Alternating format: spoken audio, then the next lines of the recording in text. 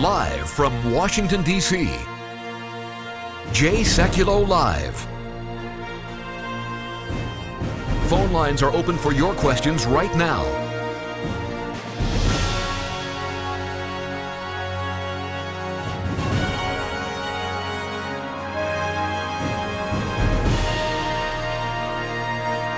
And now, Chief Counsel for the American Center for Law and Justice, Jay Sekulow. We are preparing a trial at the International Criminal Court at The Hague on behalf of American military. We're actually participating in that hearing. It's before a 5-judge panel, which is it's their appellate chamber, which is, Jordan's got a master's of law in this. That is their highest court. Yeah, this is the Supreme Court when it comes to international criminal law. And when we talk about international criminal law, we're specifically talking about in this situation when the International Criminal Court is not dealing with the normal crimes, international crimes like money laundering. We are talking about war crimes, genocide, crimes against humanity, things like torture, mass executions, genocide, mass systematic rape, killing of civilians intentionally, like, genocidal activities, trying to wipe out entire ethnic groups, trying to wipe out entire religious groups, which is why it was so shocking that back again in the last few years, the Office of the Prosecutor at the International Criminal Court has been trying to get the court, because they have to first get the court to okay them opening an investigation into what they call the situation in Afghanistan. And of course, that situation involved the U.S. military and our intelligence agencies as well. And it was interesting because the prosecutor lost at their lower court, which is called the pretrial chamber. She lost in a lengthy before a 3-judge panel as well. Three-judge panel, and said, no, you cannot open an investigation into the situation in the Islamic Republic of Afghanistan. What was interesting is that on page 6, 7, and 8, and I think we have this art now, we kind of condensed it for you, is how the chief prosecutor put in a row of who she wanted to investigate and for what purposes. So the prosecution submits information as to the groups allegedly responsible for crimes which authorization to investigate is sought. And these are 3 categories depending on the groups responsible for the crimes. The chamber will address each of these 3 categories separately. 1, alleged crimes by the Taliban.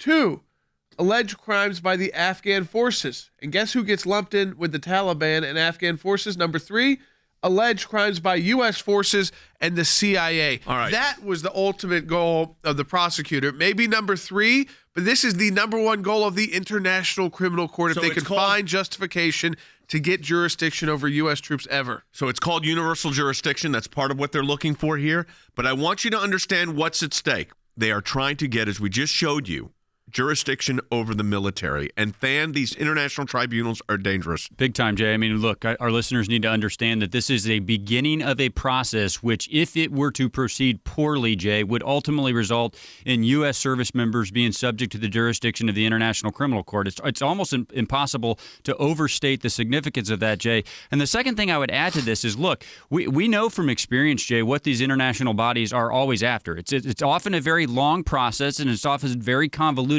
But ultimately, Jay, they're looking for a hook to get jurisdiction over the United States. And this is a case where the United States is not party to the Rome Statute, which sets up the International Criminal Court. But make no mistake about it.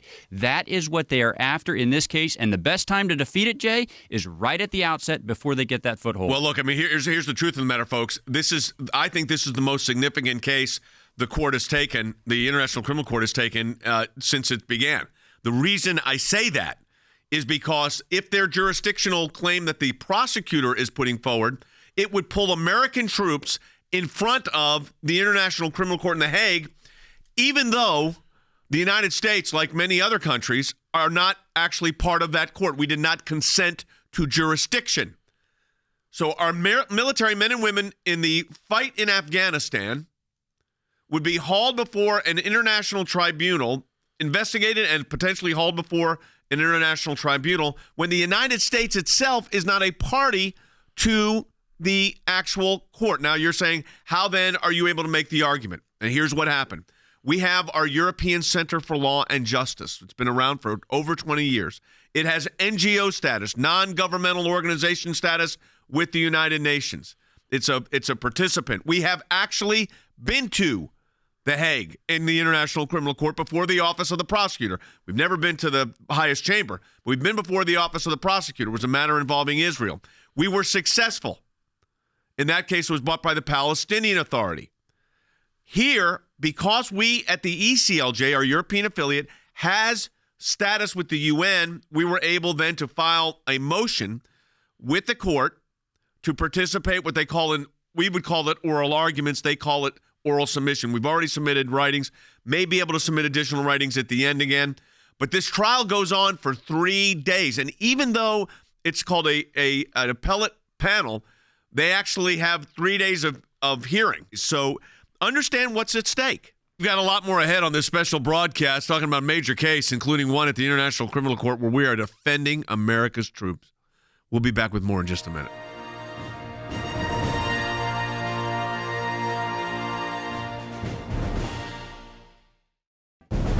It is a critical time for our nation, and the American Center for Law and Justice is on the front lines, defending life and liberty, engaging the issues that matter most to you and your family. Whether it's working to protect Americans from the dangers of radical Islam and the persecution of Christians, to defending life at the U.S. Supreme Court, to protecting your religious and constitutional freedoms, we could not do this work without you, without your support. And now your support can really make a tremendous difference. For a limited time, you can participate in the ACLJ Matching Challenge. If you make a gift now, it will be doubled. $25 becomes $50. A $100 gift becomes $200. Please stand with the ACLJ right now and call 1-877-989-2255. That's 1-877-989-2255, or go online at aclj.org. Thank you for your support.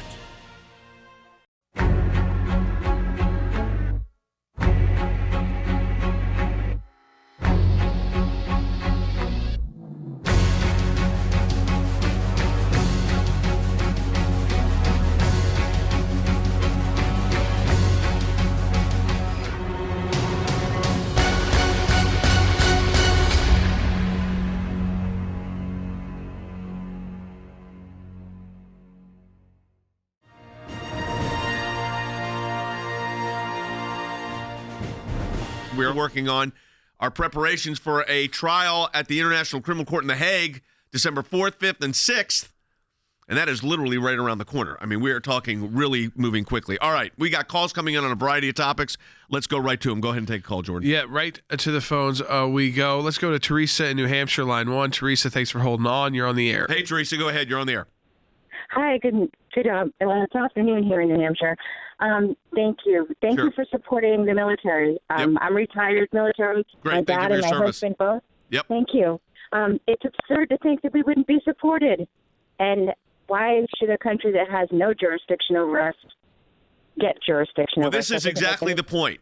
And they believe that under this expansive view of customary international law, that they think the law's evolved now to where what's called a non-consenting state, the nationals of that state, in other words, the citizens of that state, or the military in this particular case of that state, should be able to be reached by a court to which the United States has not accepted or ceded jurisdiction to. That's really what they're arguing. Yes, exactly. Is it because we were in a state acting, even though we were invited? I mean, we could really get into a lot of detail here. We don't want to get into all of the detail and give away our entire argument before the court. But let's say, you're going in to help a country fight back against a group like the Taliban. And you've been asked by that country, basically, or invited, and you actually have an agreement with that country. That country is also an ICC member. So they are now saying, well, if you engage in this kind of conduct on any foreign territory that is an ICC member state, we could then potentially open up investigations into you, even though you have not joined the statute, you are not a member state, but because your actions took place on a member state, on a member state's territory. Yep. So, Than, you are our designated representative at the United Nations. You know what we're up against. I said we're the only lawyers defending the position of the military. But the fact is, we're not going to be the only American lawyers there. There are a lot of American lawyers on the other side of this. And you find that when you're up at the UN all the time. Well, and those lawyers, Jay, are by and large going to advocate that the United States cooperate with this and in turn subject themselves to the jurisdiction of the ICC. Look, the United States, Jay, made the correct decision to not join the ICC. They also made the correct decision to leave the Human Rights Council because of the flawed structure. But, Jay, there is a reason that we go places that even the United States government can't, because it's critical that the voice of our troops who are under attack gets aired. Jay, if we're not there, I'm concerned that that voice wouldn't happen. And look, Human Rights Watch, who's an organization who will no doubt be present, they're present a lot of these tribunals, Jay, they are specifically arguing that the United States should cooperate with independent investigations. Let me translate that for you. That means the United States should subject itself and its troops to the jurisdiction of the International Criminal Court. That'll be the argument that's made by most of these groups, Jay. We're going to make the exact opposite one. Here's the report. It's a 53-page report by Human Rights Watch that says they've shot many like this. Abusive night raids by CIA-backed Afghan strike forces. It says it documents 14 cases. The U.S. should work with the Afghan government to immediately disband and disarm all paramilitary forces that operate outside of the ordinary military chain of command and cooperate with independent investigations of alleged war crimes and other human rights abuses. As if, by the way, the United States, if there was a situation like that, would not independently investigate, which, of course, we would, because that's how it works in the United States. Here is the problem. They are trying to get jurisdiction of a court that the United States is not a party to. That is what is at issue here. And that is what's so dangerous. You see what the nature of the issue is. I mean, this is really, really significant. All right, well, I want to take another call, 800-684-3110, 1-800-684-3110. Yeah, Mike is calling in from Utah online, too. Mike, welcome to Jay Sekulow Live. Hey, Mike. Hey, thanks so much for taking my call. I have a son that, first of all, was military for 7 years. Thank you for your service. Yes. Army. Well, thanks for your support. Anyway, so my son's fixing to go to Gitmo, and it's these prisoners that we have that we're detaining pretty much have more rights than we do. Where are our rights as Americans, where we haven't done anything wrong? Our country did not ask to go into these countries and be the world police, but yet we're expected to pay the price. And just because somebody gets upset or has a beef with us, now they feel they have the right to be able to well, they think they have the right to take jurisdiction over U.S. citizens. I mean, Steve on Facebook concurs with what you're saying. He said the ICC should have no jurisdiction over American troops. Shouldn't the court be limited to the countries that do not have an independent judiciary? That was really the general idea, by the way. It was called the doctrine of complementarity. And that if you have a complementary legal system, in other words, an operating and functioning legal system, where if there was a violation of international law as it relates to rules of engagement or the law of war, you would then go through that. You've got a master's degree in this, Jordan. I mean, you went to Georgetown for this. Oh, there's a whole series of steps you would take. The final step is where the International Criminal Court comes in. And we're at that step right now, really. Yeah, I mean, and they're supposed to only come in, though, to ask to investigate. To even ask to investigate when you have a situation that's occurred. Let me give you examples. Like in Sudan during Darfur, or Rwanda during the genocide, or Yugoslavia, which, by the way, Slobodan Milosevic died at The Hague, and he was ultimately exonerated. And found to have nothing to do with the atrocities carried out by some of his generals. So, but it certainly was not directly. He was not directly ordering those. He was not a Hitler, if you will. Certainly not a good person. But there's only been 8 situations before this level of the International Criminal Court. Their top level of the court. This is going to be number 9. Yep. This is among number 9.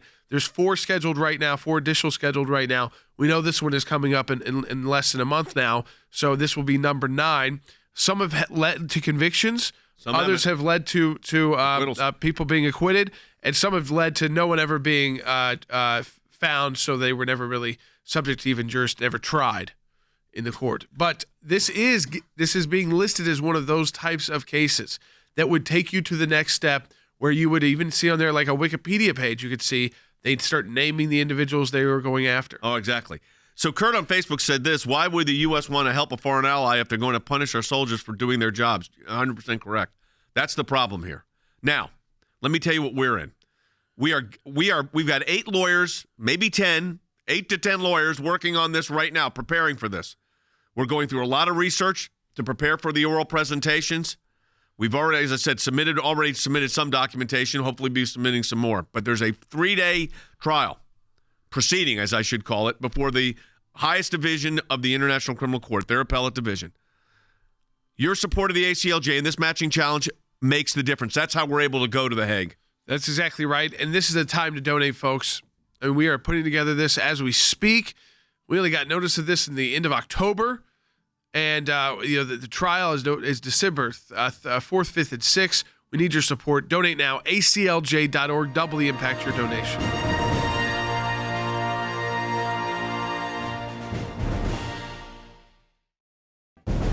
It is a critical time for our nation, and the American Center for Law and Justice is on the front lines, defending life and liberty, engaging the issues that matter most to you and your family. Whether it's working to protect Americans from the dangers of radical Islam and the persecution of Christians, to defending life at the U.S. Supreme Court, to protecting your religious and constitutional freedoms, we could not do this work without you, without your support. And now your support can really make a tremendous difference. For a limited time, you can participate in the ACLJ Matching Challenge. If you make a gift now, it will be doubled. $25 becomes $50. A $100 gift becomes $200. Please stand with the ACLJ right now and call 1-877-989-2255. That's 1-877-989-2255, or go online at aclj.org. Thank you for your support.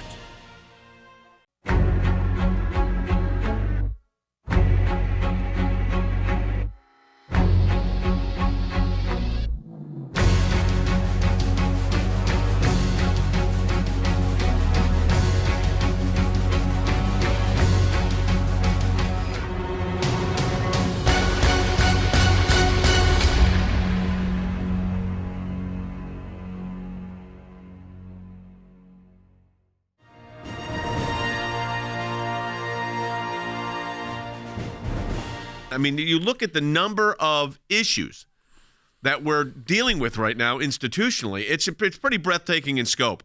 But obviously, this one at the ICC, the International Criminal Court, has got us engaged. Why? Because we are a month away from that 3-day hearing before the appellate chamber. That is their Supreme Court at The Hague. We're going to take your calls at 800-684-3110. We especially want to hear from men, women that have been in the military, have family in the military. Let's go right to the phones. Yes, we'll go to Kathy in San Diego, California, on line 3. Kathy, welcome to Jay Sekulow Live. Hi. Hey, Kathy.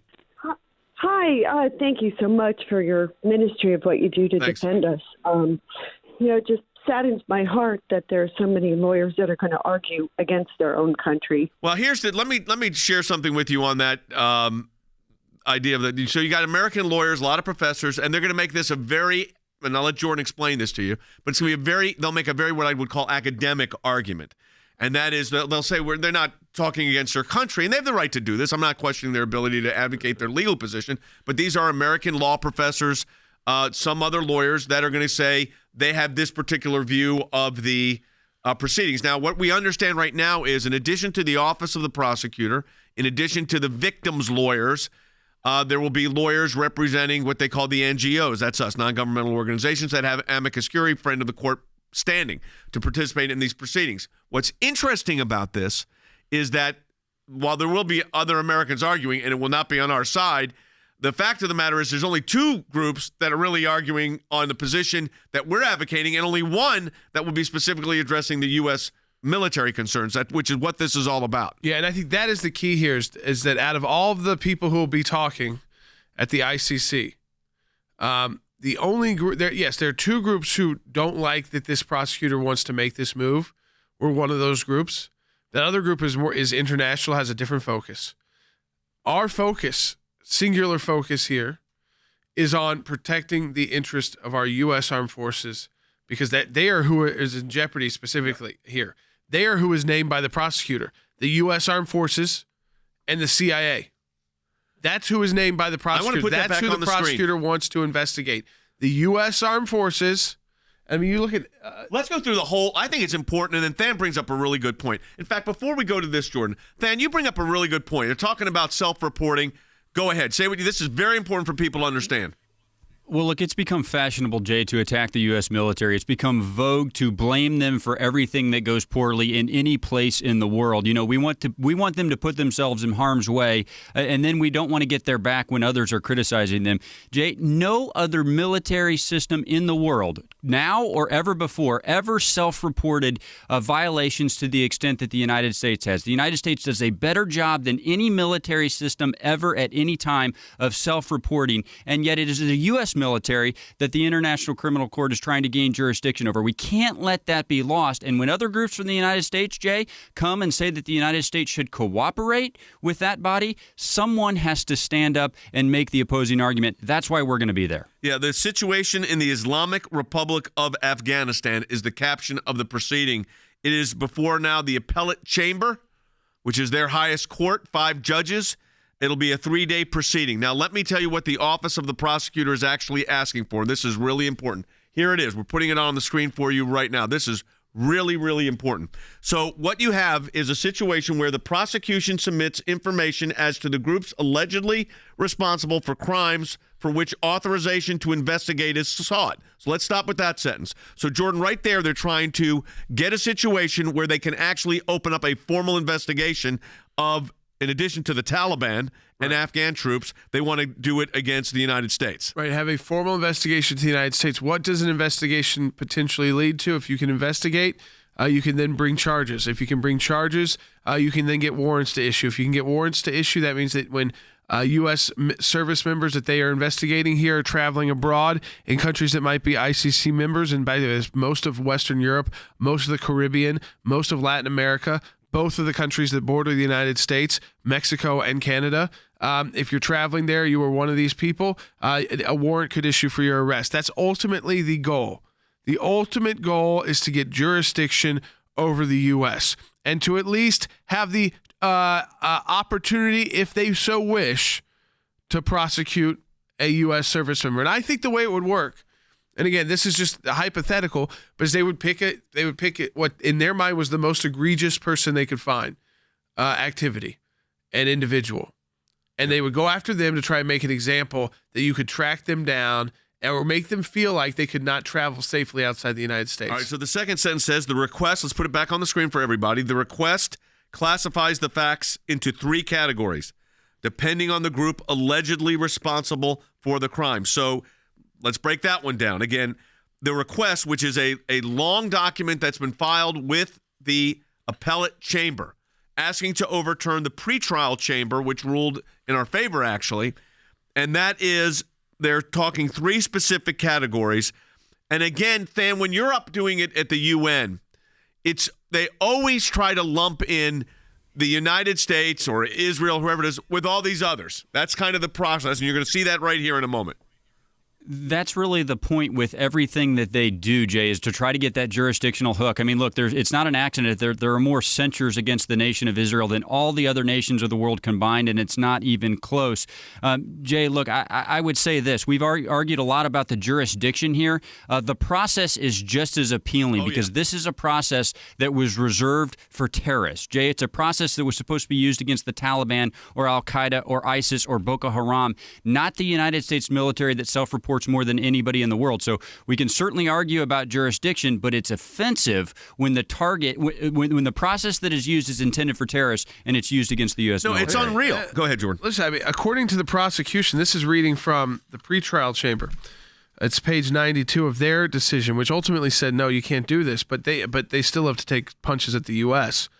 According to the prosecution, there is a reasonable basis to believe that since May 2003, members of the U.S. Armed Forces and the CIA have committed the war crimes. War crimes. That's Nazi kind of crimes. War crimes. That's Slobodan Milosevic. That's things like Omar al-Bashir. That's Rwandan genocide. The war crimes of torture and cruel treatment, outrages upon personal dignity, rape, and other forms of sexual violence pursuant to a policy approved. Rape approved by the U.S. government is Right. what they are actually Read that saying. again. I think it's really important. Read They are the actually actual saying document. that there is the outrages upon personal dignity and rape and other forms of sexual violence pursuant to a policy approved by the U.S. authorities. That means sanctioned By the way, by the U.S. President government. Bush, President Obama. I mean, what time periods are they talking about there? They're talking starting in May 2003. I mean, understand what this is. So we don't allow this court to get jurisdiction over American soldiers. And then they draw a distinction between states, like the United States, saying, well, there's arguments that the state's not a member of the ICC, but the nationals might be. In other words, they're citizens here in the military. Then look at the way they classify the three groups involved. To me, this is the telltale sign of the entire matter, and that is alleged crimes by the Taliban and other armed groups, the terrorist organization, alleged crimes by Afghan forces, alleged crimes by the U.S. forces, and the CIA. So right there with the Taliban, they lump in the United States, and there will be lawyers from the United States arguing that jurisdiction should be acceded to here. What's interesting here, Only got 56 I think it's very telling about the United States why the prosecutor should have no jurisdiction, is that the prosecution mainly relies on findings of the U.S. Senate Select Committee on Intelligence, the U.S. Senate Armed Services Committee, and U.S. Department of Defense. Like Than said, we report our wrongdoings. We don't try to hide them. We are not terrorists. If there is something that we believe that was done wrong, we have court-martial proceedings. We throw people out of the military. We dishonorably discharge. We have ways of handling this. But we also acknowledge as a country that when you were in war, there are going to be specific instances that are not good. And that is part of war and part of the process. Support the work of the ACLJ. Understand the allegations here. Systematic rape approved by the U.S. government is what is being alleged. Support our work. ACLJ.org. Donate today.